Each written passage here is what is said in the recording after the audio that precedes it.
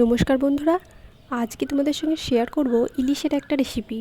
তো তোমরা যদি এইভাবে ইলিশ মাছটা বানাও তো খেতে তো দুর্দান্ত লাগবেই, সবাই খেয়ে অসাধারণ বলবে হয়েছে। তো চলো তোমাদের সঙ্গে শেয়ার করি। তো প্রথমেই আমি ইলিশ মাছটাতে নুন আর হলুদ মাখিয়ে নিয়েছি, আর ভালো করে এগুলো ম্যারিনেট করে একটু রেখে দিয়েছিলাম। আর এরপর আমি এগুলো একটু হালকা করে ভেজে নেব। এই মাছ নাকি বেশি ভাজলে টেস্টই চলে যায়, তাই খুব বেশি ভাজবো না। জাস্ট কাঁচা ভাবটা দূর করার জন্য আমি হালকা তেল গরম করে নিয়ে এর মধ্যে এপিট ওপিট একটু উল্টে পাল্টে ভালো করে ভেজে নেবো। যাই হোক, মাছটা আমি এপিটটা একটু হালকা করে ভেজে নিয়েছি, আর এবার আমি একটু উল্টে দিচ্ছি, আর এবার হালকা করে ভেজে আমি তুলে নেব।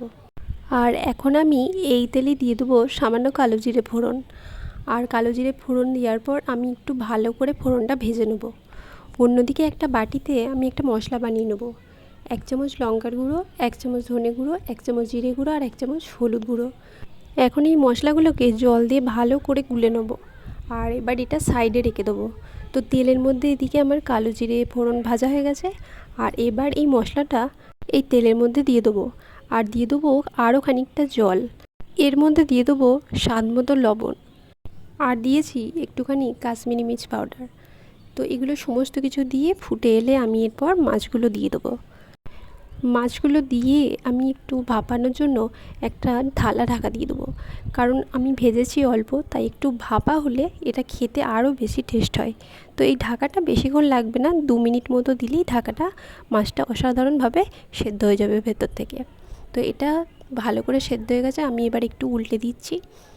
এরপরে মাছের ঝোলটা একটু গা মাখা হয়ে এলে এর মধ্যে স্বাদের জন্য দেবো অল্প পরিমাণ চিনি, আর সবথেকে শেষে দেবো সর্ষে পাউডার। তো সর্ষে পাউডারটা একদম শেষে দিতে হবে, নইলে তেতো হয়ে যাবে। এরপর গ্যাসের ফ্লেমটা বন্ধ করে দিয়েছি, আর স্বাদের জন্য আরেকটু দেবো ওপর থেকে কাঁচা সর্ষের তেল। তো আমাদের রেডি সর্ষে ইলিশ। তোমরা এইভাবে ইলিশ বানিয়ে দেখো, খেতে প্রচণ্ড টেস্ট হবে আর অসাধারণ লাগবে।